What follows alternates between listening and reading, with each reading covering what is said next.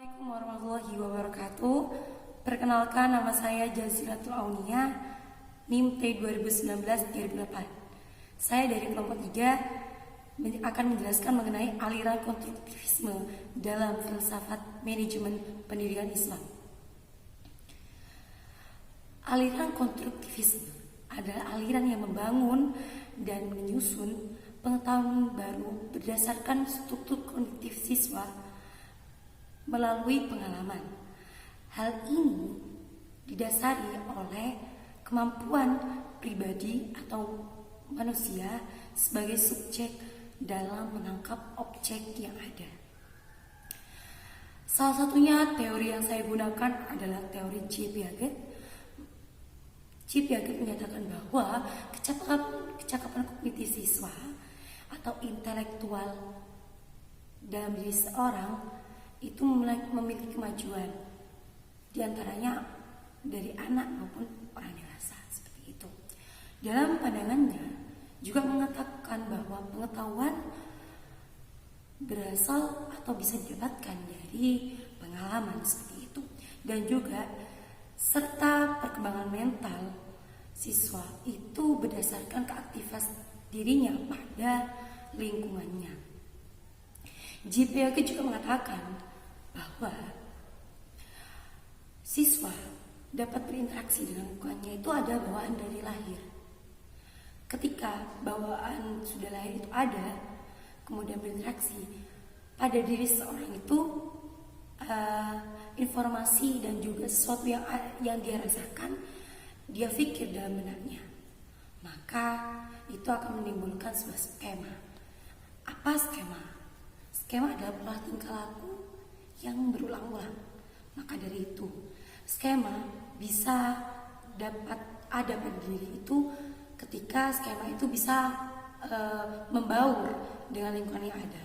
Maka dari itu, kita perlu sebuah adaptasi.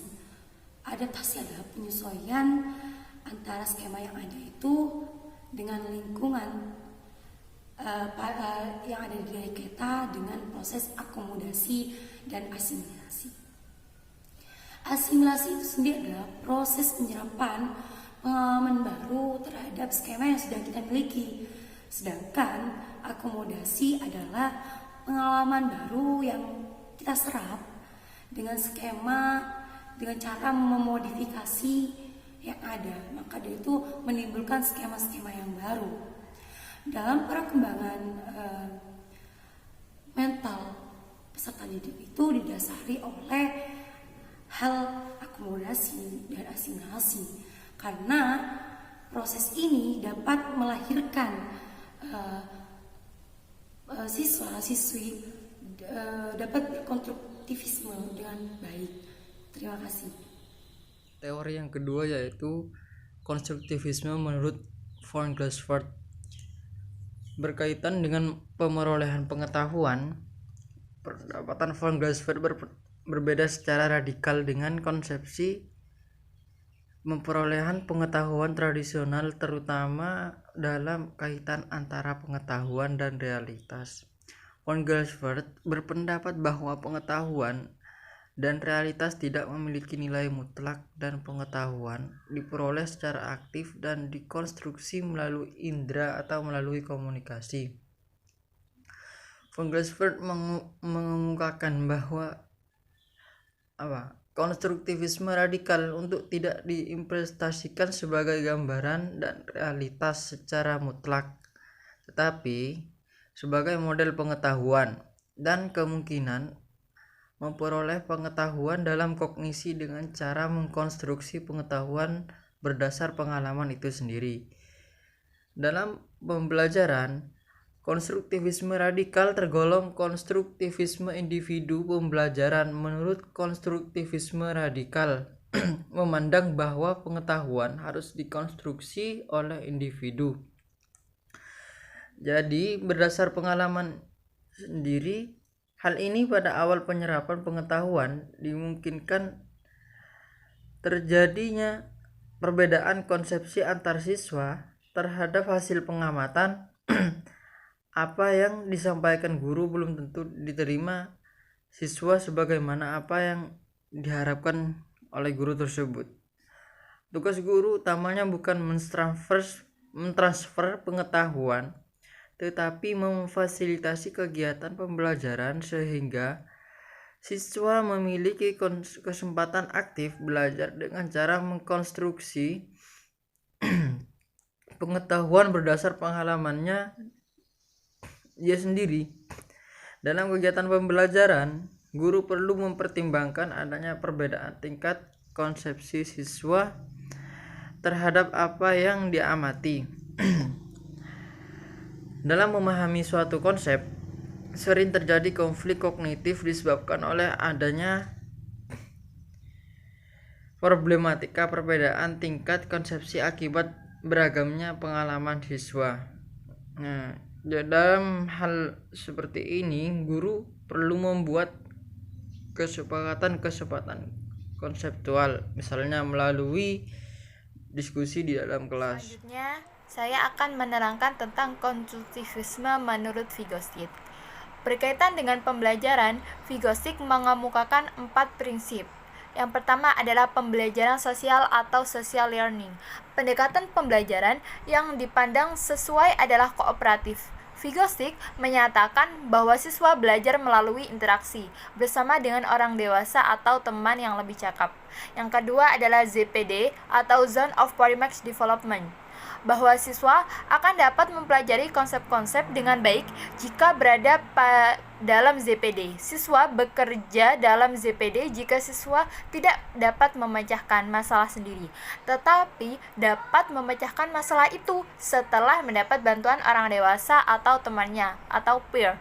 Yang ketiga adalah masa magang kognitif atau cognitive apprenticeship, suatu proses yang menjadikan siswa sedikit demi sedikit memperoleh kecakapan intelektual melalui interaksi dengan orang yang lebih dewasa atau teman yang lebih pandai. Yang keempat adalah pembelajaran termeditasi atau mediated learning. Vygotsky menekankan pada scaffolding.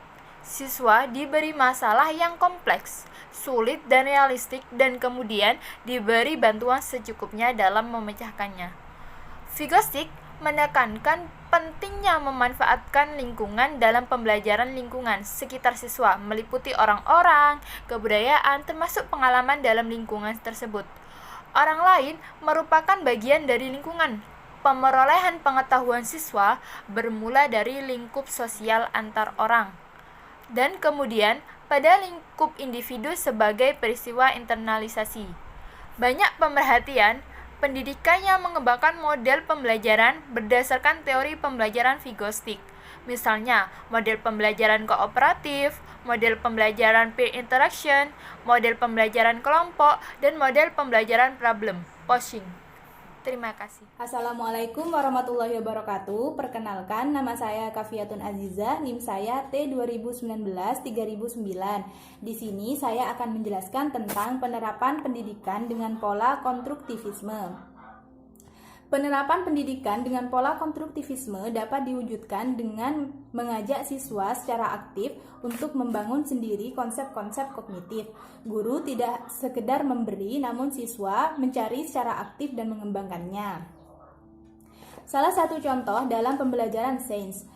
Dalam hal ini, siswa diajak terlebih dahulu untuk mengamati fenomena-fenomena alam yang terjadi, seperti banjir. Melalui hal ini, siswa diajak untuk mencari tahu penyebabnya. Namun tidak berhenti sampai di sini saja.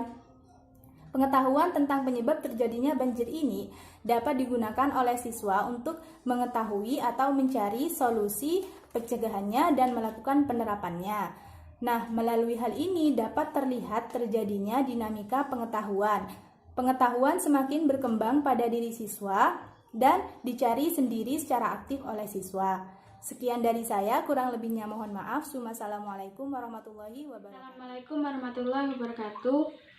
Saya di sini akan menjelaskan tentang ciri-ciri konstruktivisme dalam pembelajaran. Yang pertama, siswa aktif membina pengetahuannya berdasarkan pengalamannya sendiri.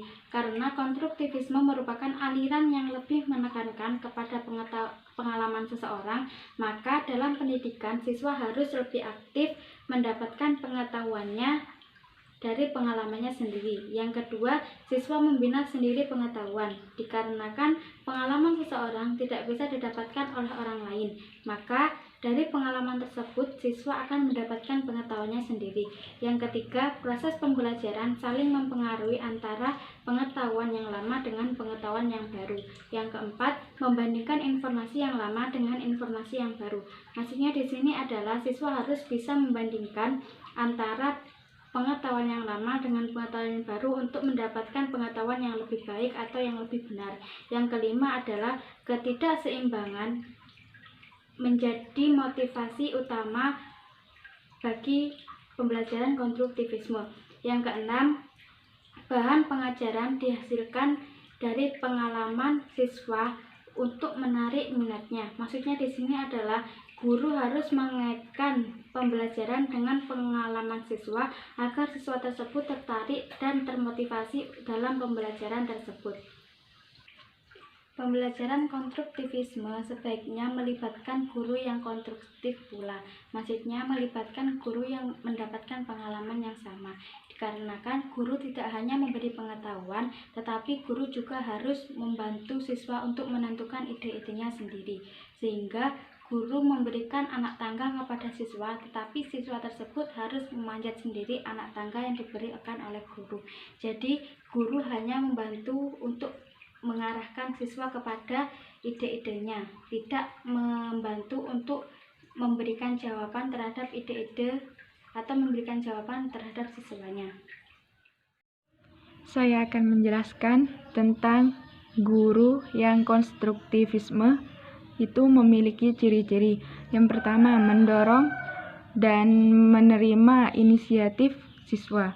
Yang nomor 2, melakukan penelusuran terhadap konsep yang akan diberikan sebelum memulai pembelajaran. Yang nomor 3, mendukung siswa agar terlibat dalam dialog antara guru maupun antar siswa. Yang nomor 5, mencari perluasan dari tanggapan siswa tersebut. Yang nomor 6, mengajak siswa terlibat dalam pengalaman yang mungkin bertentangan dengan hipotesa awal dan mengajak atau mendorong siswa untuk berdiskusi. Yang nomor 7, memberi waktu bagi siswa untuk membentuk hubungan dan menciptakan pengumpamaan. Nomor 8, mengembangkan keinginan dari siswa dengan sering menggunakan model lingkaran belajar dan siklus belajar. Pendidikan dengan pola konstruktivisme ini akan menciptakan pengalaman baru yang menuntut aktivitas kreatif produktif dalam konteks nyata yang mendorong siswa untuk berpikir kritis. Siswa yang kreatif akan mudah menyelesaikan persoalan-persoalan yang ada. Dan hal ini juga dapat berkaitan dengan kemampuan menjawab siswa di ujian akhir nanti. Inti dari aliran konstruktivisme ini adalah memberi cara siswa agar lebih kreatif dalam mengembangkan pengetahuannya, dan siswa dapat bertanggung jawab terhadap hasil belajarnya sendiri. Dengan cara ini juga, siswa dapat lebih kreatif dan mampu berdiri sendiri di lingkungan keluarganya.